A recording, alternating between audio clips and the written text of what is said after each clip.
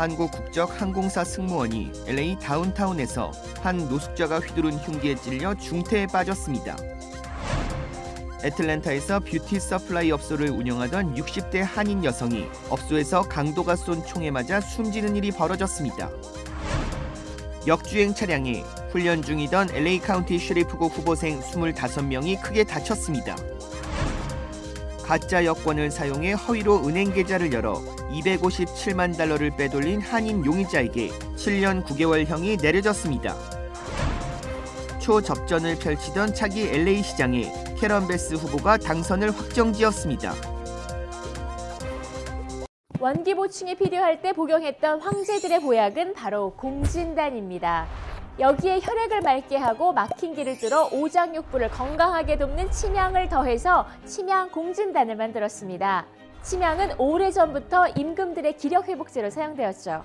10만이 정석군의 천종산삼에서 따라올 수 없는 명품 천종산삼 침향 공진단을 만들었습니다. 한 알에서 느껴지는 명품의 기운을 느껴보세요.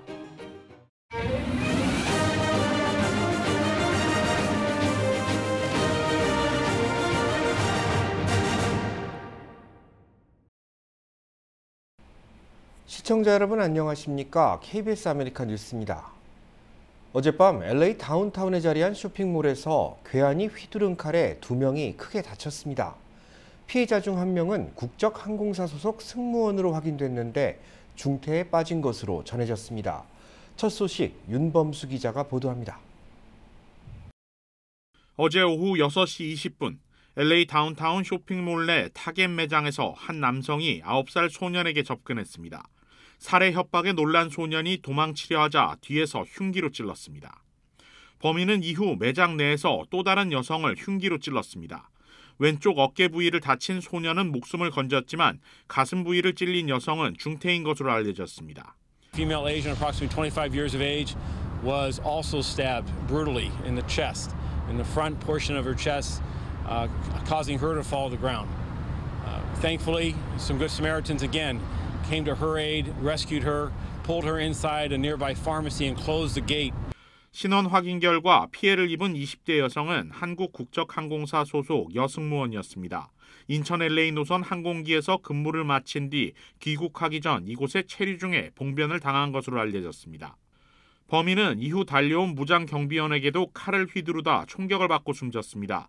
경찰은 범인이 올해 40살의 흑인 노숙자이며 이번 사건이 이른바 묻지마 공격이라고 밝혔습니다.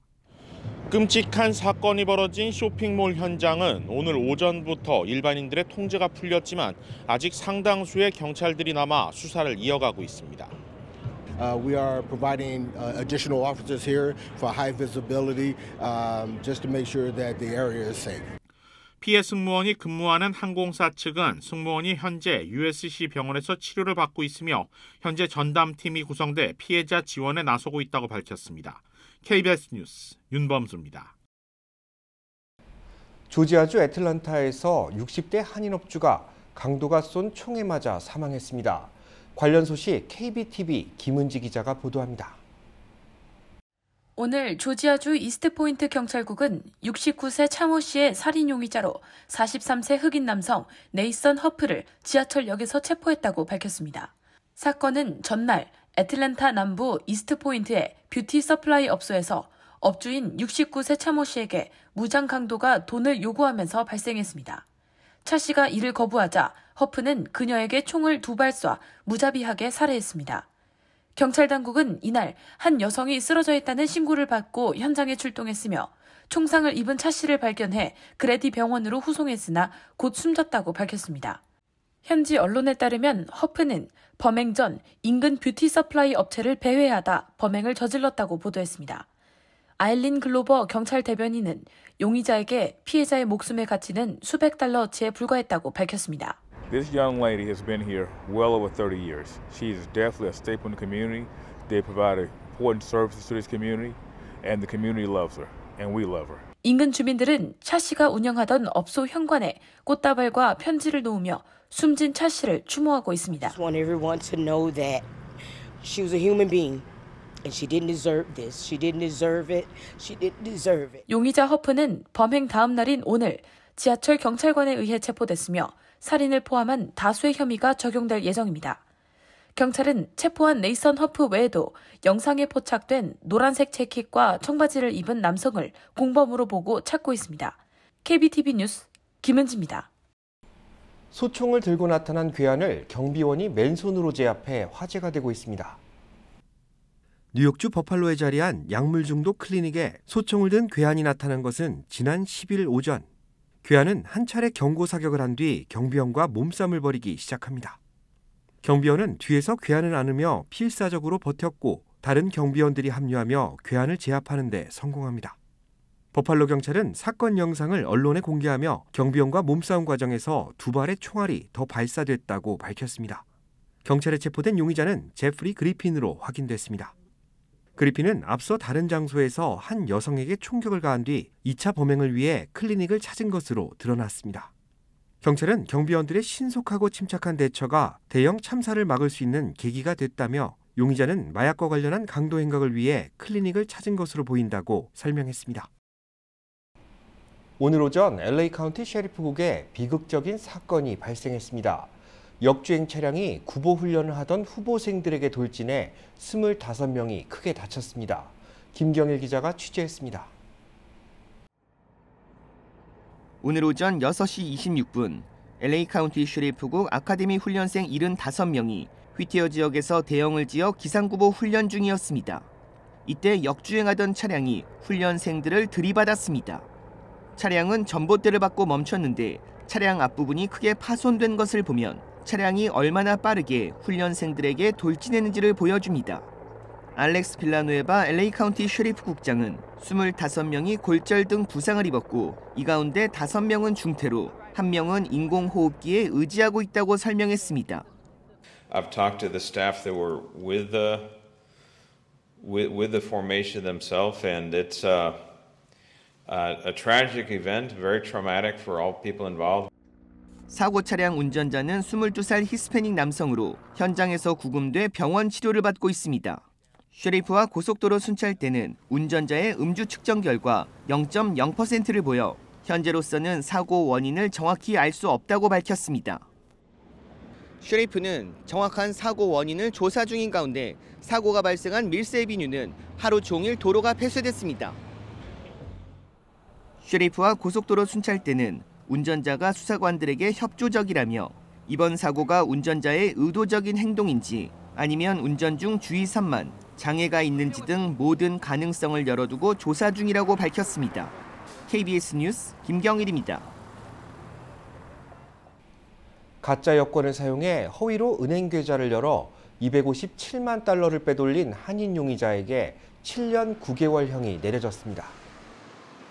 캘리포니아 연방법원 동부지법은 은행 사기와 자금 세탁, 신분 도용 등의 혐의로 체포된 한인 용의자에게 7년 9개월형을 선고했다고 밝혔습니다.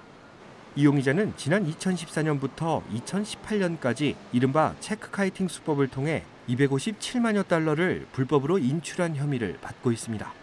체크카이팅은 당일 은행에 입금된 수표 금액의 일부를 먼저 인출할 수 있다는 은행의 허점을 노린 사기 수법의 일종입니다. 법원은 이들이 모두 369만 달러의 현금을 부당 인출하려 했으며 용의자와 공모한 5명의 다른 용의자들에게도 재판 결과가 나오는 대로 처벌이 내려질 것이라고 전했습니다. 트럼프 전 대통령이 2024년 대선에 출마하겠다고 공식 선언했습니다. 바이든 대통령을 비판하며 이길 수 있다고 목소리를 높였는데 여야 모두 우려하는 목소리가 높습니다. 이정민 기자입니다. 도널드 트럼프 미국 전 대통령이 2024년 대선 출마를 공식 선언했습니다. In order to make America great and glorious again, I am tonight announcing my candidacy for President of the United States. 미국 중간선거 일주일 만에 2년이나 남은 대선에 도전하겠다고 선언한 겁니다. 자신의 집권 시기를 영광스러운 시기로 자평하며 현 정부는 미국인들에게 고통만 안겨주고 있다고 했습니다. 바이든 대통령의 재선을 받아들일 수 없다고도 목소리를 높였습니다.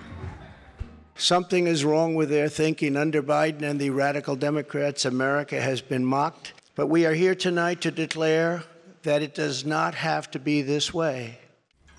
중간선거에서 공화당이 예상 밖의 저조한 성과를 낸 뒤 트럼프 전 대통령은 책임론에 시달려왔습니다. 자신이 뽑거나 지지했던 후보들이 대거 고배를 마셨기 때문입니다. 때문에 측근들조차 출마 선언을 미루라고 조언했다는 후문이 나왔지만 트럼프 전 대통령은 출마 선언을 강행했습니다.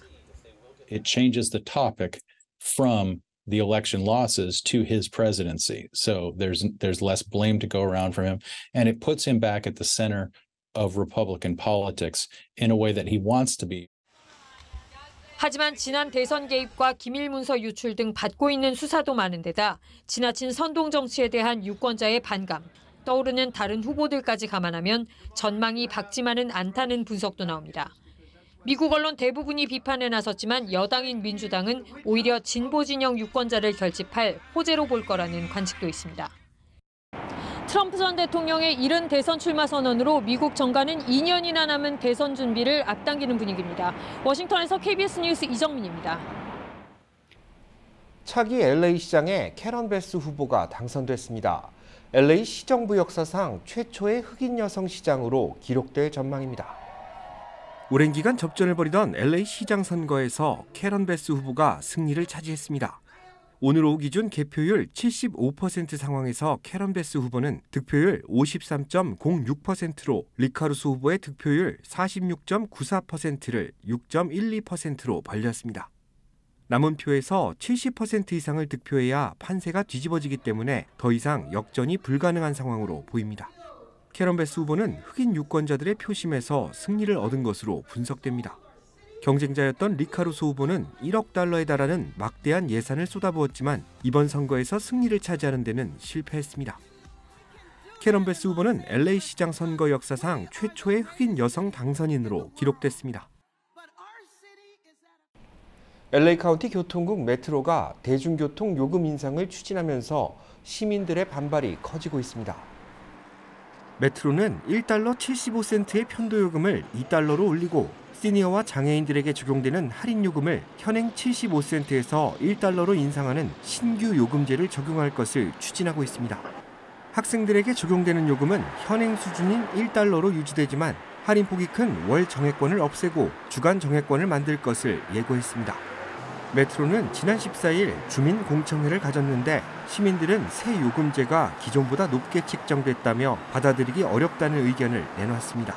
이에 메트로는 새로 변경되는 요금제도는 1일 승차권이나 주간 승차권을 사면 무제한으로 탈 수 있기 때문에 오히려 더 자주 이용하는 탑승객들에게는 혜택이 될 것이라고 밝혔습니다. 메트로는 다음 달 1일 새 요금제에 관련한 주민공청회를 한 차례 더 가진 뒤 표결을 진행한다는 계획입니다. 북한 인권 침해를 규탄하는 북한 인권 결의안이 UN 인권담당위원회에서 채택돼 다음 달 UN 총회 본회의에 상정됩니다. 4년 만에 한국도 공동제안국에 이름을 올렸습니다. 보도에 한보경 기자입니다. 북한의 광범위한 인권 침해를 규탄하고 개선을 요구하는 북한 인권 결의안이 UN 인권담당위원회인 제3위원회를 통과했습니다. 회원국 표결 없이 전원 동의로 채택됐습니다. 이번 결의안에는 고문과 자의적 구금, 납치 등을 규탄하고 책임자에 대한 제재를 권고하는 기존 조항에 유족들과 관련 기관의 모든 정보를 공개할 것을 촉구한다는 내용이 새로 담겼습니다. 서해 공무원 피살 사건에 관한 우리 정부 요구가 반영된 것으로 보입니다. 코로나19 상황을 고려해 국제기구에 북한 접근을 촉구하는 내용도 추가됐습니다. 유럽연합회원국들이 주도한 이번 결의안에는 우리나라도 2018년 이후 4년 만에 공동 제안국으로 참여했습니다. 외교부는 결의안 문안 협의에도 적극 참여했다고 밝혔습니다. 김성 유엔 주재 북한 대사는 결의안 통과는 정치적 책략이라고 강력 반발하면서 한국 정부가 최근 대형 압사 사고에 대한 대내외 비판을 피해가기 위해 유엔에서 인권 문제를 이용하고 있다고 주장했습니다. The having triggered man-made disaster, like the recent unprecedented deaths from suffocation due to poor governance of the national affairs. The South Korea did not even hesitate to round mark at the fratricide confrontation, maximizing human rights issue on the UN arena to evade internal and external criticism.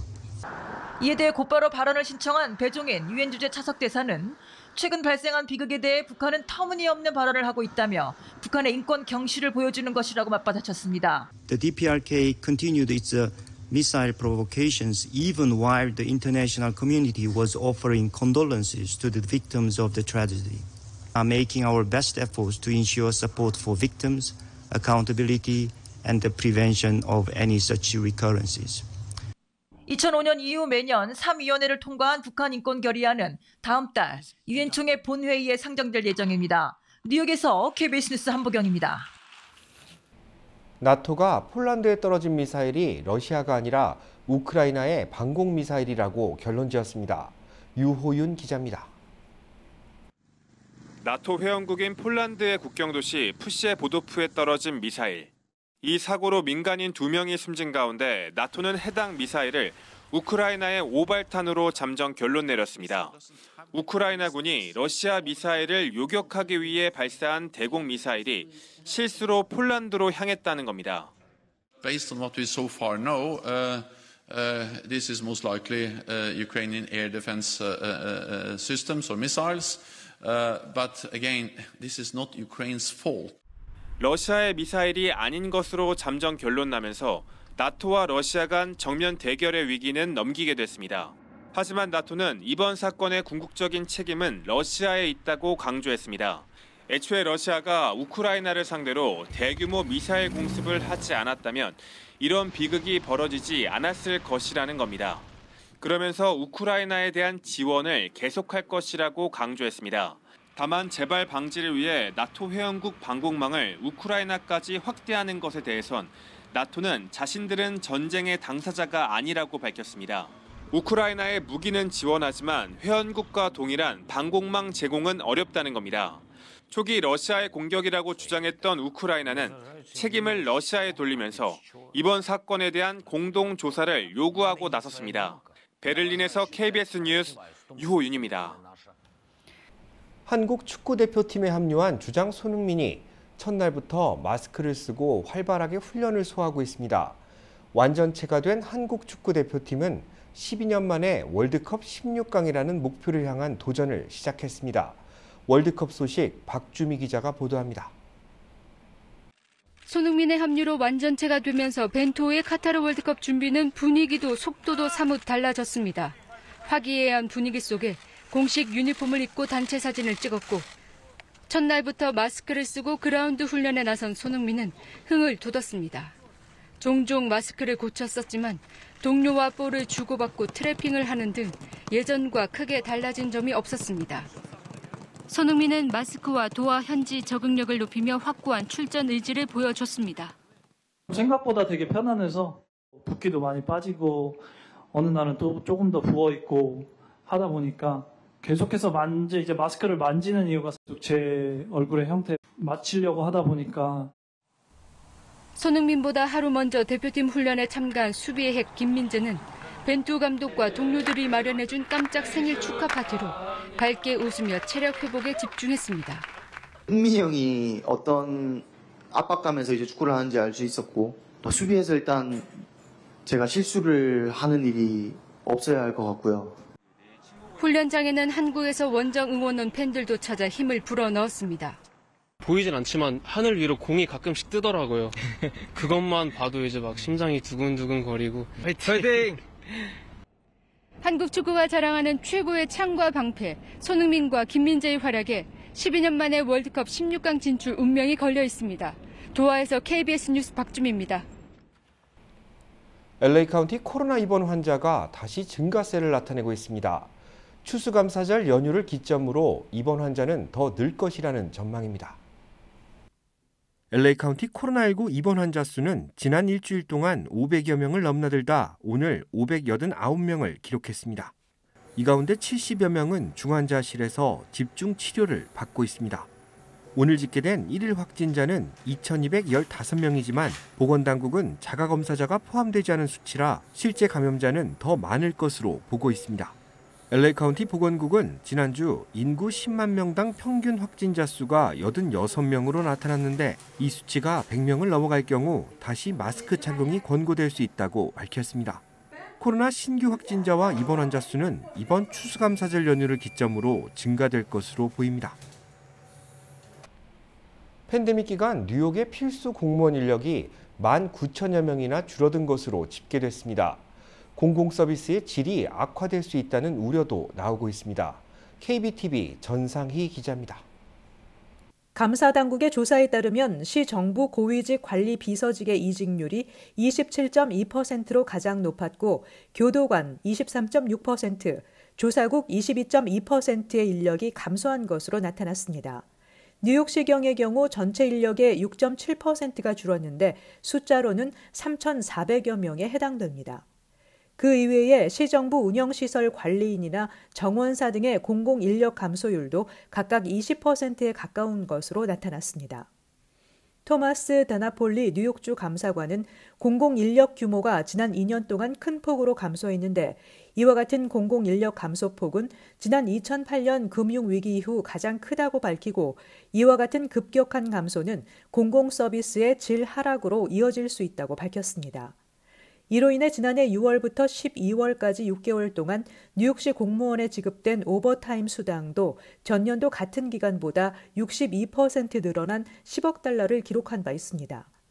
오버타임 수당의 83%는 뉴욕시경과 소방국, 교정국, 위생국 등 4개 부서가 차지한 것으로 나타났습니다.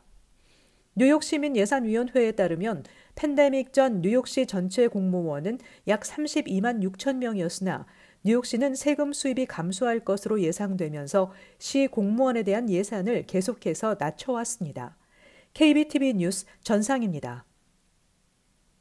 원기 보충이 필요할 때 복용했던 황제들의 보약은 바로 공진단입니다. 여기에 혈액을 맑게 하고 막힌 길을 뚫어 오장육부를 건강하게 돕는 침향을 더해서 침향 공진단을 만들었습니다.